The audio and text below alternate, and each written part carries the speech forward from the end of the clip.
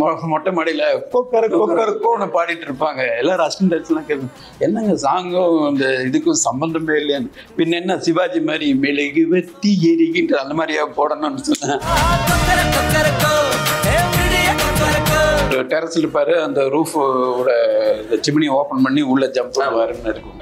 Jump பண்ணா இங்க வந்து நம்ம இங்க ஒரு மணிமகால்னு ஒரு வீடு இருக்கு. அந்த வீட்டு பேக்ல கனெக்ட் பண்ணி ஒரு பெட்ரூம் ஒன்று போட்டோம். அது படத்துல தெரியவே தெரியாது, எது ரியல் எது செட்டுன்னு தெரியாது.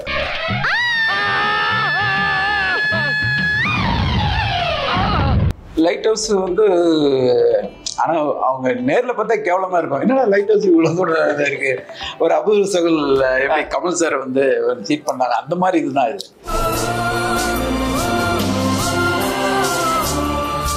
விஜய் சார் என்ன சொல்லுவாங்க? செட் எல்லாம் பார்த்துட்டு லொகேஷன்ஸ் எல்லாம் பார்த்துட்டு அவ்வளவா என்னைக்குமே பாராட்ட மாட்டாரு. வந்தா அங்க தோஸ்னு தலைவா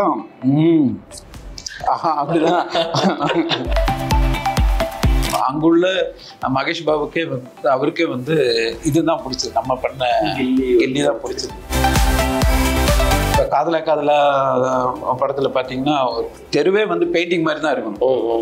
அந்த வெனிஸ் ஸ்ட்ரீட் மாதிரியான ஒரு லுக்கு. அதை இப்போ கமல் சார் கூட கொஞ்சம் இதான் பிரமிப்பை தான் பார்த்தாரு. காதல் வெப்சைட்னு ஒரு சாங் இருக்கு. அதில் பார்த்தீங்கன்னா எல்லாமே ஹேங் பண்ணி விட்டுருப்போம், நிறைய டிசைனு. அது எல்லாமே பார்த்தா கம்பியில் கட்டி தான் தொங்க விட்டுருப்போம். ஆனால் இது ஏதோ பெரிய மெக்கானிசம் மாதிரி இருக்கும், எல்லாமே மூவ் ஆகும் டோட்டலாகவே. கில்லி செட்டும் சரிக்கா அந்த லாஸ்ட் கிளைமேக்ஸ் சாங் இருக்குங்களா, அப்படி போட சாங் டோட்டலா வந்து வெனிஸோட ஒரு ஏரியா தான். விஜய் சார் அஜித் 2 பேரோட அப்படியே பேர்லாம் வந்து ஒரு நாளும் கூட அவர் என்ன படம் பண்ணியிருக்காரு, அவர் என்ன பண்றாரு, அந்த படத்துக்கு மட்டும் என்ன பண்றீங்க, அந்த இதெல்லாம் அதை பற்றி ஒரு நாளும் கூட கேட்டது இல்லை. இதெல்லாம் ஓப்பனாக பேசலாம். ஒரு படத்துக்குன்னு அவ்வளோ ஏர்ன் பண்ணுறாரு. அதை எல்லாமே விட்டுட்டு தான் வர்றாரு. மற்றவங்களாம் ஏர்ன் பண்ண தான் வர்றாங்க. ஆனால் நல்லவங்க வரணும்னு சொல்லிருக்காங்க. கண்டிப்பாக அவர் வந்தால் கண்டிப்பாக வேறு மாதிரி பண்ணுவார். இதுதான் வளர்ச்சியும் வாய்ப்புகளும் தொடர தமிழும் தமிழகமும் தலை நிமிர மோடியின் கேரண்டி இருக்கு. பயம் எதற்கு? ஹாலிடேஸ்னாலே அது நம்ம GT ஹாலிடேஸ் தான். Anuj SHG scratch free tiles. No more scratch, no more tension. Red new viewers எல்லாருக்கும் வணக்கம். நான் கௌதம். இன்னைக்கு நம்மளோட conversation art director Maniraj sir கூட தான் இருக்க போகுது. வணக்கம் சார். சார் ரொம்ப சந்தோஷம் சார் சந்திச்சதுல. ஏன்னா நிறைய படங்கள் உங்களோட படங்கள் பார்த்து வியந்திருக்கும். முக்கியமா இன்னைக்கு நம்ம கம்மிங் April 23 ரிலீஸ் ஆக போற கில்லி படத்தை பத்தி நம்ம நிறைய பேச போறோம் சார். இந்த கில்லி படத்துல போட்டது 7 ஏக்கர் செட் இருக்குல்ல சார், அது எந்த லொகேஷன்ல போட்டது சார்? அது வந்து நம்ம மகாபலிபுரம் சைடு. ஆமா. அந்த அதுல என்னன்னா ஏற்கனவே ஒக்கடு ஒரு படத்தோட தான் இது. தெலுங்கு படத்துல என்னன்னா இந்த சார்மினார் ஏரியா, அது முஸ்லீம் ஏரியால ஒரு இது. அது ஆக்சுவலி ஒரு கிரீட்டிங் கார்டு மாதிரியான ஒரு ஏரியா. அது எப்படி பார்த்தாலும் சார்மினார் அழகா இருக்கும். அதுல தான் அந்த கதைக்களம் இருக்கு. இப்ப நம்ம பண்ணும்போது நம்ம இங்க சார்மினார் எல்லாம் தேடிட்டு இருக்க முடியாது. நான் அந்த மாதிரி இடம் இல்லையேன்னு சொன்னோம். நம்ம என்ன பண்ணலாம், என்னைக்கு எது ஒரு டிஸ்கஷன் வரும்போது தான் சரி நம்ம லைட் ஹவுஸ் மாதிரி வச்சுக்கலாம். அதாவது மயிலாப்பூர் ஏரியா லைட் ஹவுஸு, இப்படியான ஒரு ஜாகிரபி. அப்படின்னா எங்கே போகிறது, என்ன ஏது ஆயிடுச்சு. அந்த மாதிரி மொட்டை மாடி எப்படியும் பண்ணவே முடியாது ஒரிஜினலில். சரி நம்ம என்ன பண்ணலாம், என்ன ஏதுன்னு வரும்போது தான் அப்போ தான் இவர் தர்ணர்ஜனம் ஆச்சு. லைட் ஹவுஸ்னால் எனக்கு பீச்செல்லாம் தெரியணும், அதுக்குண்டான ஏரியாவாக நீ செட்டு போட்டுரு, அதுக்குண்டான ஏரியா பார்த்துரு அப்படின்னு சொல்லும்போது தான் ஜிவி கார்டன் மகாபலிபுரத்தில் ஒரு நிறைய ஏக்கர் உள்ள ஒரு ஏரியா. இப்போ செட்டுன்னு ஆகி போச்சு. இப்போ லைட் ஹவுஸ்ன்னு சொன்னால் அந்த ஹைட்டில் லைட் ஹவுஸ் எல்லாம் இருக்காது. லைட் ஹவுஸ் ஒரு லெவலில் தான் இருக்கும். டோட்டலாக அந்த டெரஸ் ஏரியா ஃபுல்லாகவே வந்து ஒரு 5 feet ரேஞ்சில் ஃபுல்லாக பிளாட்ஃபார்ம் போட்டு எல்லாம் அந்த மொட்டை மாடி எல்லாமே இங்கே உள்ள மொட்டை மாடி அல்லது அந்த பக்கம் மொட்டை மாடி, அந்த பக்கம் அதுக்கு சுற்றிலும் இருக்கிற மற்ற ஏரியா இது எல்லாமே டெரஸ் மாதிரியான ஒரு 5 feet லெவலில் போட்டு அதுக்கப்புறம் தான் நாங்கள் வந்து அதுக்கு மேலே பில்டிங் எல்லாம் கன்ஸ்ட்ரக்ட் பண்ணோம். இதில் என்னென்னா நமக்கு வந்து ஒரிஜினல் பில்டிங் எதுவுமே வரக்கூடாது. வந்துச்சுன்னாக்கா இந்த ஸ்கேலிங் வந்து அடிபட்டு போயிடும். ஏன்னா இந்த பில்டிங் ஒரு வித்து ஹைட்டு கிட்டில் ஒரு ஸ்ட்ரக்சர் இருக்கும், போக போக அப்படியே ரெடியூஸ் ஆகிட்டு போயிடும். அப்போ தான் வேனிஷிங் ஆகட்டும் டெப்த் ஆகட்டும் கரெக்டாக இருக்கும், இல்லைன்னா தப்பாகிடும். அப்புறம் ரொம்ப ஹைட்டும் தூக்க முடியாதுன்னா அந்த சி தெரியாமல் போயிடும். இந்த மாதிரியான ஒரு இடம் தான். ப்ரொடியூசர் சொன்னோன்னா ப்ரொடியூசரும் ஓகே அவரும் ஸ்டார்ட் பண்ணலான்னு சொல்லிட்டாரு. ஆனால் என்னென்னா இந்த டேட்டுக்குள்ளே விஜய் வந்துடுவார், ஹீரோ வந்துடுவார், அதுக்குள்ளே முடிக்கணும்னு சொல்லி அந்த ஒரு மாதம்தான். அதுக்கு ஆக்சுவலி அதுக்கெல்லாம் ஒரு மாதத்தில் முடிக்கவே முடியாது செட்டெல்லாம். ஆனால் இருந்தாலும் டே நைட்டு போட்டு ஒர்க்கர்ஸ் தான் போவோம், எல்லாரும் டே நைட்டு போட்டு ஒர்க் பண்ணி அது முடியவே இல்லை. இருந்தாலும் ஒரு பக்கம் இவரோட டேட்டுக்காக அவரு வந்துட்டாரு, வந்து கடைன்னு ஒரு பக்கம் பேலன்ஸ் ஒர்க்கெல்லாம் முடிச்சுட்டு அந்த மற்றதில் அப்படி அப்படியே ஃபினிஷ் பண்ணி கொடுத்தோம். தூள் சொல்லும்போது மச்சி இது வந்து செட்டு போடுறோம், இது செட்டில் தான் வந்து வீடு கீடு எல்லாம் காலனிகள் எல்லாமே வந்துடணும் ரெகுலராக. அவனு எனக்கு என்னென்னா இந்த மாதிரி சொன்ன உடனே எனக்கு மைண்டில் வந்து ரெகுலராக நம்ம ஃபிலிமில் பார்க்குறோம் இல்லையா, அந்த ஃபீல்டில் எதுவுமே இருக்கக்கூடாது. அது ஸ்ட்ரீட் ஆகட்டும் வீடாகட்டும் எதாகட்டும் ஏதோ ஸ்பெஷலாக இருக்கணும்னு சொல்கிறது தான் மைண்டு தான் எனக்கு. அதுதான் அவருக்கும் பிடிக்கும், டைரக்டருக்கும் பிடிக்கும், எல்லாருக்குமே அது. அப்படி இருக்கும்போது இதுக்கும் இது இந்த தூள் படத்துக்கும் பல இடத்துல போய் பார்த்தோம். ஈவன் பாம்பே கூட போய் பார்த்தாச்சு. பார்த்துக்கிட்டு பண்ணிக்கலான்னு சொல்லிட்டு இருக்கும்போது பாம்பே போகும்போது கண்டிப்பாக காஸ்ட் ஆஃப் ப்ரொடக்ஷன் வேறு லெவலில் ஆகிடும். அப்புறம் தான் இங்கே ஒரு இந்தியன் எக்ஸ்பிரஸ்ன்னு ஒரு பில்டிங் ஒன்று இருந்தது, அது வந்து ஆல்மோஸ்ட் விழுகிற கண்டிஷனில் இருக்குது. அங்கே வந்து டோட்டலாகவே நாங்கள் வந்து வேற ஒரு லுக் அண்ட் ஃபீலில் ஒரு ஸ்கெட்ச் பண்ணி இப்படி தான் வரப்போகுதுன்னு ஒரு ஸ்ட்ரீட்டை காட்டணும். ஆச்சு எங்கடா இதெல்லாம் ஸ்டெப்பெல்லாம் போட்டிருக்க, இந்த தெரு வந்து ஸ்டெப்பில் போய் கோயில்கள்லாம் இருக்குது, அந்த மாதிரி தெரு எங்கடா இருக்குது இதுலலாம், இந்த மாதிரி எல்லாம் கேள்வி கேட்டுருவாங்களே அப்படின்னு ஒரு பிரச்சனைலாம் வந்துச்சு. ஈவன் அந்த செட்டில் பார்த்தீங்கன்னாக்கா அந்த ஸ்ட்ரீட்டே வந்து ஒரு ஸ்டெப்ஸில் தான் போகும், ஹைட்டாக இருக்கும், டோட்டலாக பில்டிங்லாம் மேலே கோயில் இருக்கும், அது மேலே யானையெல்லாம் வரும், இப்படியெல்லாம் இருக்குது. ஏன்னா அது எனக்கு வந்து ரெகுலராக பண்ண வேண்டாம்னு ஒன்று தான். அப்போ டைரக்டர் சொன்னோன்னு டைரக்டர் கேட்டது அப்படி இப்படிலாம் கொஸ்டின் வந்துடுமே ஏங்க நம்ம அந்த தாமஸ் மவுண்ட்டு தான் அந்த ஏரியான்னு சொல்லுங்கள் கேட்டானாக்க அப்படின்னு சொல்லி தான் அப்படியே ஒரு செட்டு போட்டோம். ஆனால் ஒருத்தரும் கூட அந்த கொஸ்டின் கேட்கவே இல்லை. ஏன்னா அந்த ஜியாகிரஃபி எல்லாருக்குமே பிடிச்சிருந்தது, அந்த சீனும் அதுக்கு தகுந்த மாதிரி எல்லாம் மேலே போயிட்டு வரது பிடிக்குது, அட்மாஸ்பியர் அப்படி இப்படின்னு இருக்கும். அந்த மெயினான கேரக்டருக்கெல்லாம் அந்த சீனெல்லாம் எடுத்து ஒன்று பண்ணும்போது அப்படியே ஜெல் ஆயிடுச்சு கதைக்குள்ள. அந்த இது அது வந்து உண்மையில அந்த செட்டு வந்து பண்ணுறதுக்கு ப்ரொடியூசர் ரொம்ப ஹெல்ப் பண்ணார். அந்த ஹெல்ப்னால தான் வந்து நான் எல்லாருக்குமே ரொம்ப பிடிச்சிது அந்த செட். அந்த டைமில் படமும் பெரிய ஹிட் அது. ஆமாம் சார். இப்போ கில்லி படம் வந்து தெலுங்கு படத்தோட ரீமேக் அப்படிங்கிறதுனால அங்கே இருக்கக்கூடிய ஏதாவது ஒன்று இங்கே நம்ம சேஞ்சஸ் பண்ணியிருக்கிறோமா சார்? இப்போ ஆமா நிறைய சேஞ்சஸ் இல்லையா? டைரக்டர் தரணி சாருங்களே பண்ண சொல்லிட்டாங்க. இப்போ கில்லிலாம் பார்த்தீங்கன்னா அந்த சும்மா ஒரு ஹீரோ மதுரைக்கு போகிறாரு, பணத்தை கொடுத்து அப்பா கொடுக்குறாரு அப்படின்லாம் இருக்கும்போது அங்கேயே பார்த்தீங்கன்னா பல டீட்டெயில் ஒன்று இருக்கும். கத்தையாக கொடுப்பாரு, கத்தையாக கொடுத்துட்டு பார்த்தா ஒத்தையாக கொடுக்குறாரு இல்லை அப்படி இப்படின்லாம் சொல்லி ஒரு வெவ்வேறு நிறைய ஐட்டங்கள் இருக்கும் இதுக்குள்ள. இந்த மாதிரி தெலுங்குல இருக்காது. தெலுங்குல எல்லாம் ஒரு ரெகுலர் இதில் அப்படியே போயிட்டு இருக்கும் கதையெல்லாம். ஆனால் இவர் ஒவ்வொரு ஏரியாவும் அப்படியே பரபரப்பாக்கிட்டே வருவார். அதனால அந்த படம் ஃபுல்லாகவே பரபரப்பாகவே இருக்கும். ஆமாம், ஈவன் சாங் கூட த்ரிஷாவோட பர்த்டே சாங். சாதாரண பர்த்டே சாங்னா எப்படி இருக்கும், எல்லாம் வந்து மெலோடியா அப்படி இப்படின்னு தான் இருக்கும். அப்படின்னு இருக்கும்போது இவர் மெலோடியெல்லாம் வேலைக்கே ஆகாதுன்னு சொல்லிட்டு அங்கே பார்த்தீங்கன்னா மொட்டை மாடியில் கோன்னு பாடிட்டு இருப்பாங்க. எல்லாரும் அசிஸ்டன்ட்ஸ்லாம் கேட்கும், என்னங்க சாங்கும் இந்த இதுக்கும் சம்மந்தமே இல்லையான்னு. பின்ன என்ன சிவாஜி மாதிரி மெழுகு வெட்டி எரிகின்ற அந்த மாதிரியா போடணும்னு சொன்னேன். அந்த மாதிரிலாம் பரபரப்பாக இருக்குன்னு வேற விடு அப்படி கண்டிப்பாக ஆனால் எல்லாரும் ரசிப்பாங்க. ஈவன் இப்போவும் அந்த பாட்டு ஒன்று ஹைவேல எல்லாம் அந்த கில்லி பாட்டு போட்டிங்கன்னா அப்படி வண்டி பறந்து போயிட்டு பர்த்டே பாட்டுன்னு யாரும் சொல்லவே மாட்டாங்க. கேள்வி எல்லாம் கேட்கவே வரவே வரல சார். அப்புறம் அந்த கொக்கரக்கோ சாங் அந்த உருவான விதம் மேல மொட்டை மாடியில நம்ம ஷூட் பண்ணணும். நிறைய பேர் டான்சஸ் வந்து ஆடுறாங்க. கிட்டத்தட்ட ஒரு 50-60 பேர் மேல அந்த செட்டு மேல நின்றுட்டே தான் பெர்ஃபார்மன்ஸ் இருக்கிற மாதிரி இருக்கும்.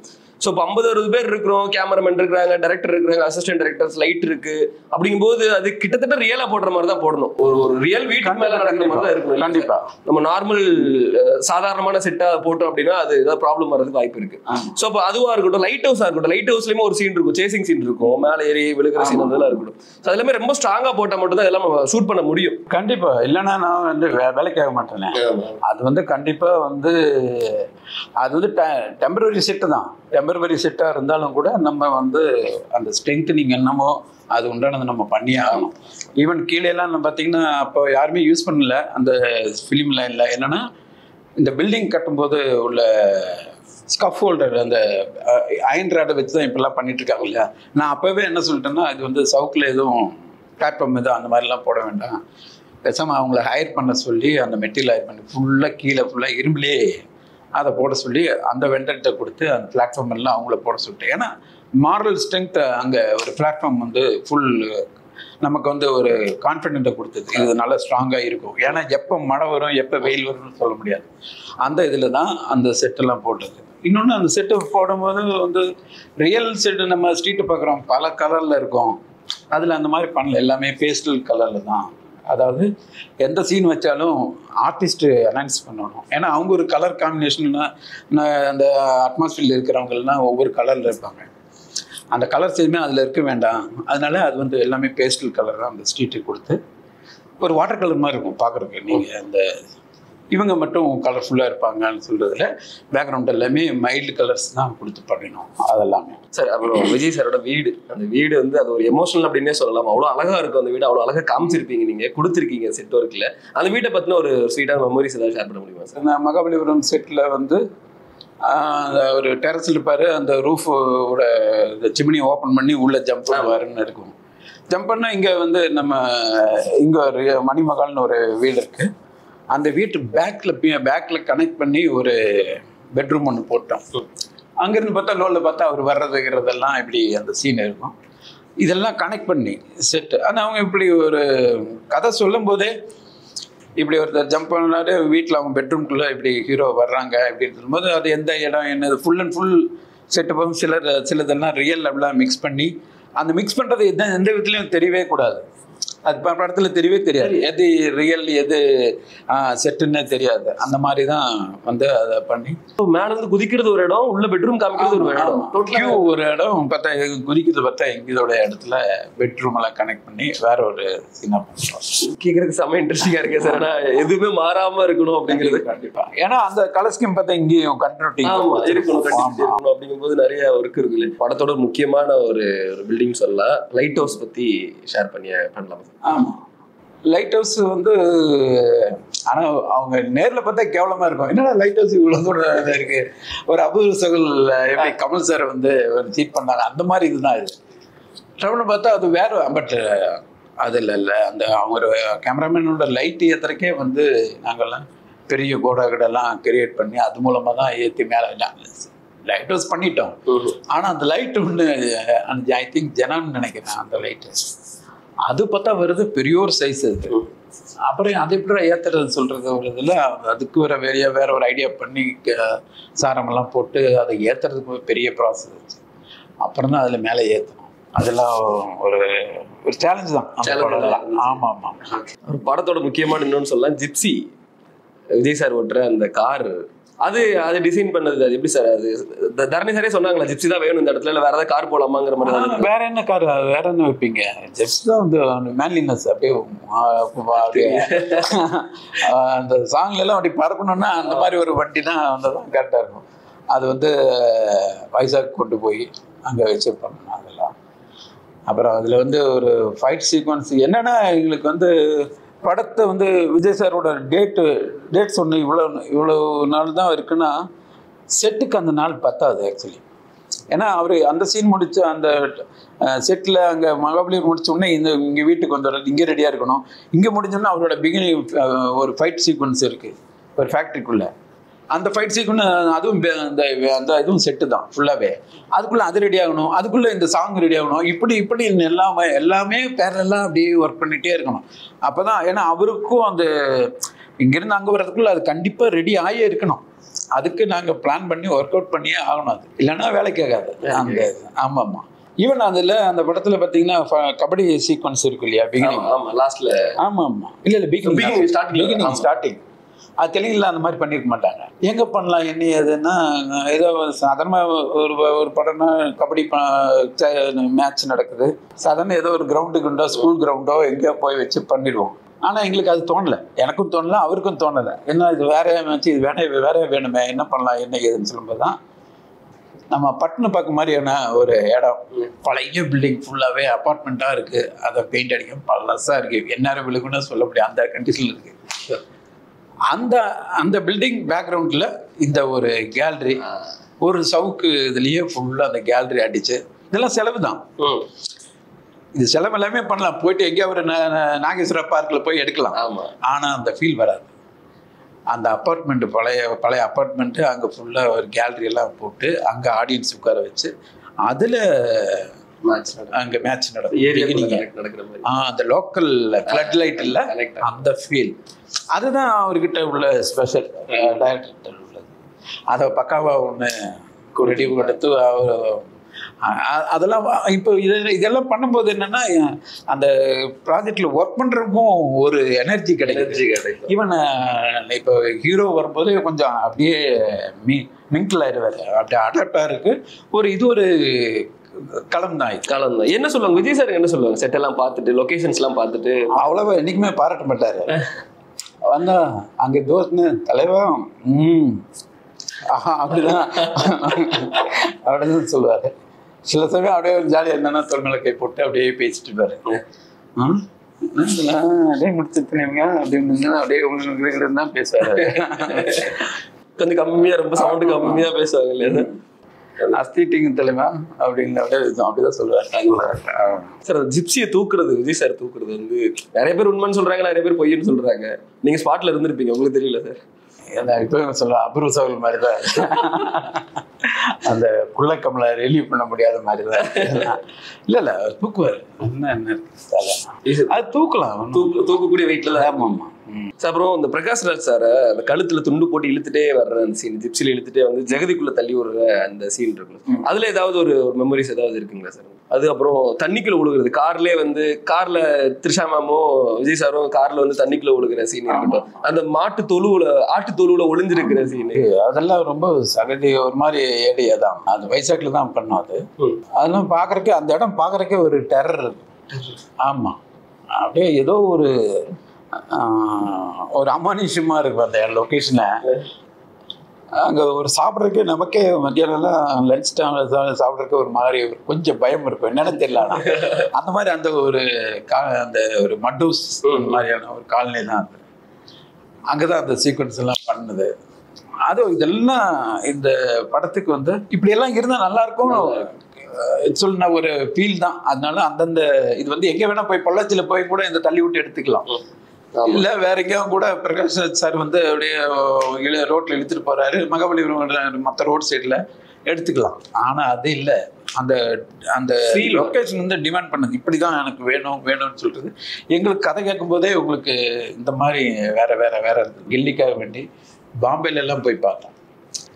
அவரை பார்த்துதான் சரி அது வந்து ஒர்க் அவுட் ஆகாது அப்படின்னு சொல்லி தான் இது பண்ணோம். சேசிங் இருக்கு, தெலுங்கு சைடு அந்த ஆந்திரா சைடு அந்த மாதிரி போறாங்க அப்படின்னா அந்த ஃபீல் கொடுத்தாதான் நல்லா இருக்கும். அந்த அதுல எல்லாம் பாத்தீங்கன்னா ஒக்கடூர்ல எல்லாம் பார்த்தா ஒரு கும்பலா கிளைமேக்ஸ்ல எல்லாம் போற அதாவது முஸ்லிம்ஸ் எல்லாம் நிறைய பேர் போயிருப்பாங்க, ஹிந்துஸ் இருக்கும், அந்த மாதிரி ஏதோ ஒன்று இருக்குது. சிலதெல்லாம் இருக்குது படத்துல. அதெல்லாம் அப்படியே தூக்கிட்டாரு. அதெல்லாம் வேணாம் அப்படிங்க, ஒரு ரியலான ஐட்டமாகவே போடுவோம்னு சொல்லி அந்த இதுதான் இந்த படம். அங்குள்ள மகேஷ் பாபுக்கே வந்து அவருக்கே வந்து இதுதான் பிடிச்சது, நம்ம பண்ண கில்லி தான் பிடிச்சிருந்தது. அவரே நிறைய இன்டர்வியூல சொல்லியிருக்காரு. அப்படியே இன்னொரு மிகப்பெரிய ப்ராஜெக்ட் குருவி பத்தி நம்ம நிறைய பேசலாம். ஏன்னா இப்போ வந்திருக்கக்கூடிய கேஜிஎஃப் வந்து நம்ம கொண்டாடி தீக்குறோம். நம்ம அப்பவே கேஜிஎஃப் காமிச்சாச்சு, குருவில வந்து கேஜிஎஃப் காமிச்சாச்சு. ஸோ குருவில நிறைய மெமரிஸ் அனுபவங்கள் இருக்கும் இல்லைங்களா சார்? இன்னொன்று இப்போ என்னன்னா நீங்கள் வந்து அவ்வளோ பெரிய செட்டுன்னா நம்ம அந்த மாதிரி போட தேவையில்லை, ஒரு லெவலில் பண்ணி அப்புறம் சிஜி மேலே கன்டினியூ பண்ணிக்கலாம். அப்போ வந்து சிஜி வராத டைமு கொஞ்சம் வந்துச்சு, ஆனால் இந்த அளவுக்கு உண்டான டெவலப்மெண்ட்லாம் அப்போ கிடையாது. அதனால தான் ஃபுல் அண்ட் ஃபுல் அந்த ஏரியா செட்டு போட்டோம். இப்போ என்னன்னா அப்படி கிடையாது, இப்போ ஓரளவுக்கு டெவலப் பண்ணால் பாக்கியெல்லாம் வந்து சிஜியில் பண்ணிக்கலாம். அந்த இதுதான் அந்த மாதிரி தான் அந்த குருவியும் சரி ஒஸ்தி எல்லாமே வந்து வேற ஃபீல் தான். வேற ஆமாம் ஆமாம். இந்த செட்டுக்கும் சரி அந்த சிஜிக்கும் சரி அதுல வந்து இப்போ வரைக்கும் ஆடியன்ஸ் கண்டுபிடிச்சிடாங்க, இது சிஜி இது செட்டு, இது வந்து பாக்குறதுக்கு ரியலா இருக்கு, இது சிஜி பண்ணிருக்காங்க அப்படிங்கிறது ஆடியன்ஸ் வந்து ஈஸியா கண்டுபிடிச்சிட்டாங்க. அதான் அப்போதைய படங்கள் வந்து பெரிய லெவல்ல என்ன சொல்றாங்க நல்லா பேசப்படுது. இப்போ கில்லி இப்போ வரைக்கும் பேசப்படுது, 20 வருஷம் தாண்டியும் நம்ம பேசுறோம் அப்படின்னா அந்த ஒர்க் எல்லாமே ரியலிஸ்டிக்கா இருந்ததுக்கான காரணம் அப்படிங்கிறதா சொல்லணும் சார் இல்லைங்களா? கண்டிப்பா. இப்போ முருகதாஸோட படத்துல முருகதாஸ் ஃபர்ஸ்ட் படம் நான் பண்ணேன், ரமணா நான் தான் பண்ணேன். அப்படின்னு வந்து சாங் இப்போ தெனாலி காதலா இதெல்லாம் பார்த்தீங்க, என்னோட படங்கள் பார்க்கணும் எல்லாமே செட்டு மட்டும் எனக்கு நல்லா எதாவது ஒரு ஹைலைட் பண்ணியிருப்பாங்க. இப்போ காதலா காதலா படத்தில் பார்த்தீங்கன்னா ஒரு ஃபுல்லாக பெயிண்டிங் மாதிரியான ஒரு செட் இருக்கும். நிறைய பேர் பண்ணியிருப்பாங்க. பட் நாங்கள் வந்து இது வேறையா இருக்கணும்னு சொல்லி தான் அந்த தெருவே வந்து பெயிண்டிங் மாதிரி தான் இருக்கணும்.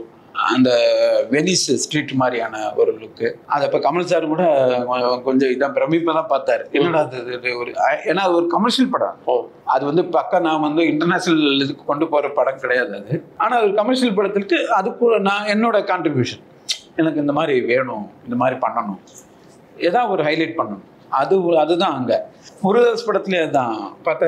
அந்த இதில் காதல் வெப்சைட்னு ஒரு சாங் இருக்குது, தீனால காதல் வெப்சைட்ன்னு ஒரு சாங் இருக்குது. அதில் பார்த்தீங்கன்னா எல்லாமே ஹேங் பண்ணி விட்டுருப்போம், நிறைய டிசைனு.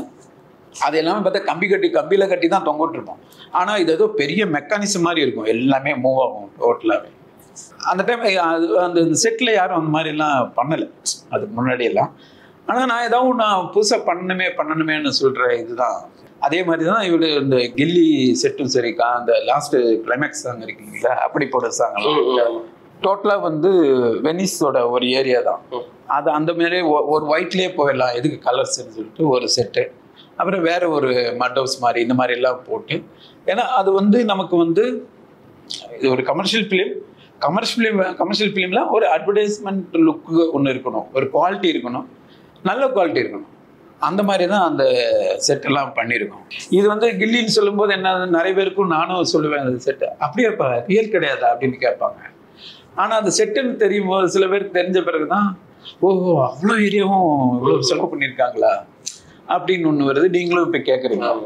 நான் வந்து அது அந்த இது செட்டு தான் கொஞ்சம் காட்டியிருப்பேன். நான் கொஞ்சம் நம்பகத்தன்மை எல்லாமே கொஞ்சம் காட்டியிருந்தேன். அது ஃபுல் அண்ட் ஃபுல் வந்து ரியல் செட்டுன்னா, ரியல் லொக்கேஷன்னா அதுக்கு வேற ஏதாவது ஒர்க் பண்ணணும். நான் அந்த மாதிரி பண்ண முடியும். அது என்ன ஆகுனா, நம்ம மிஸ்ஸிங் என்ன ஆகுனா, நம்ம வந்து கிராண்டியர் கண்டிப்பாக மிஸ் ஆகும். அதில் அவங்க ப்ரொடியூசர் போட்ட பணம் வந்து அவ்வளோ செலவு பண்ணது, நம்ம அந்த இதுதான் செட்டுன்னு சொல்கிறத காட்டி விட்டோம் வச்சுங்களேன், எல்லாருக்கும் ஒரு மிக பிரமிப்பு. ஆமாம், மிக ஒரு பிரம்மாண்டமா எடுத்திருக்காங்க. தெரியும் சார். எனக்கு அந்த குருவியில் அந்த லிஃப்ட் சீனை பத்தி பேசணும்னு ஒரு ஆசை. லிஃப்ட்டுக்குள்ள போயிட்டு அந்த ட்ரைனேஜ் வாட்டருக்குள்ள இருந்து எந்திரிச்சு வர்ற அந்த சீன், அது வந்து மேக்கிங் பத்தி கொஞ்சம் சொல்ல முடியுமா? குருவி வந்து இங்க ஆரியபுரத்தை தான் ஒரு எம்டி இடம். அந்த இடத்துல வந்து கூவம் ஃப்ரண்டில் வந்து அந்த போட் கிளப்லேருந்து எல்லாம் போட்டெல்லாம் போயிட்டு வர மாதிரி ஒரு இடம் தான் தேவை எங்களுக்கு. அப்போ அந்த உதயநிதி சார்கிட்ட சொல்லி இந்த மாதிரி இந்த இடம் ஓகேங்க சார், எப்படி சார் இந்த இடத்த எப்படி சார் இதில் பண்ணுறது, பப்ளிக் இடமாச்சே. அவரே கேட்டார், சார் இது இருந்தால் கொஞ்சம் கரெக்டாக இருக்கும் சார், நம்ம லொக்கேஷன் கரெக்டாக இருக்கும். ஐயோ சொல்லிட்டு உடனே அவரும் பேசி வாங்கி கொடுத்தாங்க, பர்மிஷன் வாங்கி கொடுத்தாரு. அந்த இடம் அப்படியே செட்டு தான் டோட்டலாகவே. ஒரு பெரிய ஒரு பழைய காலத்து ஒரு ஃபேக்ட்ரி கம் ரெசிடென்ட் இருக்கிற மாதிரியான ஒரு இடமாவே அது ஃபுல் ஸ்ட்ராங்கான ஒரு செட்டாக ஒன்று பண்ணினோம். அது வந்து நிறைய பேர் தெரியல, அது வந்து செட்டானே தெரியல. இப்போ நீங்கள் என்ன சொல்கிறீங்க, அந்த லிஃப்ட் மட்டும் தான் பேசுகிறீங்க, அந்த ஏரியாவே டோட்டலாக செட் அது. ஆனால் உண்மையிலே அது வந்து பெரிய ரொம்ப நல்ல காஸ்ட் தான், அதிகமாக தான் போட்டு தான் செலவு பண்ணுது. அது அந்த செலவு முன்னாடி வந்து ஒரு லிஃப்ட்டு, ஏன்னா கதைக்கு தேவைப்படாது. அந்த ஹீரோ வந்து உள்ளே மாட்டிடுவார், உள்ள அடிச்சு விடனா உள்ள தண்ணிக்குள்ளே போயிடுவார், இப்படியெல்லாம் இருக்குது. அதுக்காக வேண்டி ஒன்று கிரியேட் பண்ணணும், அதுக்காக லிஃப்ட்டு இதெல்லாமே ஒரு சின்ன ஒரு இவ்வளோ தூரம் ஒன்று எம்பஸ் ஆயிருக்குன்னா அதெல்லாம் வந்து ப்ரொடியூசரோட மட்டும்தான். எல்லாமே ஃபுல் ப்ரொடியூசரோட சார்ஜ். விஜய் சார் எந்திரிச்சு வர அந்த லேக் இருக்குங்களா, அது தனி செட்டு. அதுவும் அந்த தண்ணி அந்த அழுக்கு மாதிரி இருக்கக்கூடிய அந்த சீக்வன்ஸ் எல்லாமே அதுவும் செட்டு தான். அதெல்லாம் செட்டு தான், அண்டர் கிரவுண்டு செட்டு தான். ஓகே ஓகே. அவர் எந்திரிச்சு வெளியே வர்ற இடம் அந்த செட்டில் இப்படியானதான். ஏன்னா அந்த லேக்கு எதுக்காக செலக்ட் பண்ணோம், அதுதான் கொஞ்சம் அந்த டிஸ்கஷன் வரும்போது தான் அவர் உள்ளே போனார். அங்கே எப்படி தண்ணி இருந்ததுன்னா முன்னாடி லேக் இருக்கு, அதனால அந்த தண்ணி இருக்குன்னு சொல்லி காட்டுறதுக்கு தான் அந்த மாதிரி அந்த இடம் செலக்ட் பண்ணிக்கிறது. ஸோ தீனாவோட அனுபவங்களும் கொஞ்சம் ஷேர் பண்ண நல்லா இருக்கும். அஜித் சார் கூட ஒர்க் பண்ண அனுபவங்கள், அஜித் சார் என்ன சொல்லுவாங்க? அஜித் சார் ஆக்சுவலி வந்து ரொம்ப ஃப்ரெண்டு எனக்கு. அவர் மூலமாக தான் இந்த நிறைய ஹோட்டலுக்கெல்லாம் கூட்டிட்டு போவார். நானும் அவர் மட்டுமே, அவரே கூப்பிடுவார், வாமணிராஜ் போகலான்னு சொல்லிட்டு எங்கேயாவது ஒரு ஹோட்டல் ஏதாவது ஒரு எனக்கெல்லாம் அப்போ வந்து பெரிய பெரிய ஹோட்டல்லே புதுசு தான், ஏதாவது ஒரு ரேர் ஐட்டம் சொல்லி ஆர்டர் பண்ணி சாப்பிட சொல்லுவார். பேசுவோம் எங்களுக்குள்ள. அவர் வீடோட மேட்ரு அப்புறம் சொல்லி சில ஏன்னா அவர் மூலமே நான் அவர் கூட நிறைய படங்கள் அப்போ அந்த டைமில் விஜய் சார் அஜித் 2 பேரோட படங்கள் அப்படியே பேரெலாம் வந்து ஒரு நாளும் கூட அவர் என்ன படம் பண்ணியிருக்காரு, அவர் என்ன பண்ணுறாரு, அந்த படத்துக்கு மட்டும் என்ன பண்ணுறீங்க, அந்த இதெல்லாம் அதை பற்றி ஒரு நாளும் கூட கேட்டது இல்லை. இங்கே நம்ம ஆடியன்ஸ் தான் வந்து அவர் எப்படி பிரித்து பார்த்தா இவருக்கு அவர் அகேன்ஸ்ட் அவருக்கு இவர் பார்த்தா அவங்க ஒய்ஃப் வருவாங்க, இவங்க ஒய்ஃப் எல்லாரும் மிங்கிளாகி தான் ஜாலியாக பேசிப்பாங்க. நாங்கள் இருக்கும் விஜய் சார் ஜாலியாக பேசுவாங்க, பிடிப்பாங்க, இப்படி தான் இருக்கும். அந்த மாதிரிலாம் எதுவுமே கிடையாது அவங்களுக்குள்ள அப்பெல்லாம். ரொம்ப thank you so much Manika sir, நிறைய அனுபவங்கள் ஷேர் பண்ணீங்க.